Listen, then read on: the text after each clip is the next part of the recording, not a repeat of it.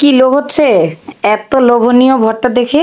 এটা টাকি মাছের ভর্তা। আসসালামু আলাইকুম। আজকে আমি দেখাবো আমি কিভাবে টাকি মাছের ভর্তা করি।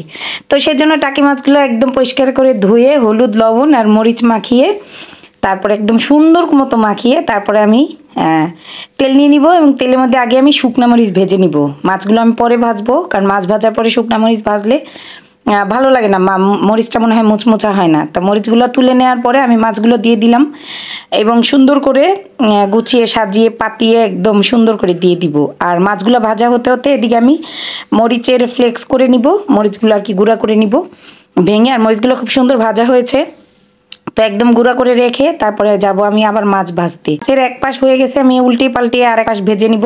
তো ভালো মতো একদম কড়াও হবে না, আবার একদম অনেক নরমও থাকবে না, মাছটা এমন পর্যায়ে ভাজবো। তো সব মাছ সুন্দর মতো ভাজা হয়ে গেলে আমি একদম উল্টিয়ে পাল্টিয়ে আরও একটু ভাজবো। তো এরপরে আমি মাছগুলো তুলে নিব। মাছগুলো তুলে নেওয়ার পরে মাছের কাঁটা বেছে নিয়েছি। আর ঠান্ডা হওয়ার সময় ছিল না, দুপুরবেলা ভাত খাওয়ার সময় হয়ে গিয়েছিল, এই জন্য আর মাছগুলো বাছতে আমার খুব কষ্ট হয়েছিল, কারণ মাছগুলো একদম ধোয়া উঠতেছে, অনেক গরম। তো মাছের কাঁটা আর মাথাটা আমি মাছ কাটার সময় আমার মাথাটা ফেলতে মনে ছিল না, যার কারণে মাথাটা আর মাছের ভিতরের কাঁটাটা আর কি সব ফেলে একদম পরিষ্কার করে নিয়ে তারপর হচ্ছে আমি একদম মানে বাটনা দিয়ে বেটে একদম মিহি করে নিলাম, যেন ছোটোখাটো কাটা থাকলে আর না বাজে। এরপরে তেলের মধ্যে মাছ ভাজা তেলের মধ্যে আমি পেঁয়াজ রসুন দিয়ে ভালো মতো ভেজে নিব। ভালো মতো বলতে আমি একদম বেরেস্তা করে ফেলবো না, পেঁয়াজ রসুনটা একটু নরম নরম থাকতে একটু লাল লাল থাকতেই এর মধ্যে আমি আমার মাছের যে বাটনাটা রেখেছিলাম সেটা দিয়ে দিব।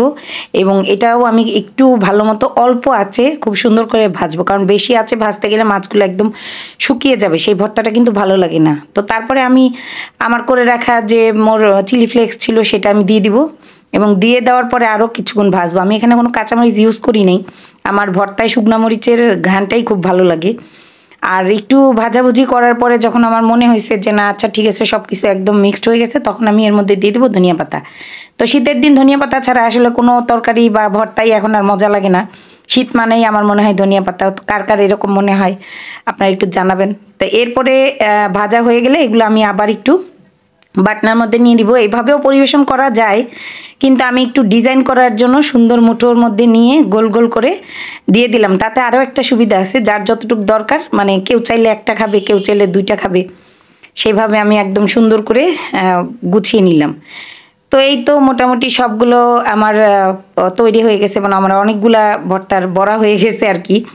তো এরপরে বিসমিল্লা বলে ভাত খাওয়া শুরু করলাম এবং আপনারাও আমার সাথে একটু খেয়ে নেন। তো অসংখ্য ধন্যবাদ সবাইকে আমার ভিডিওটা দেখার জন্য। আর হ্যাঁ, কে কোথা থেকে ভিডিওটা দেখলেন অবশ্যই জানাবেন।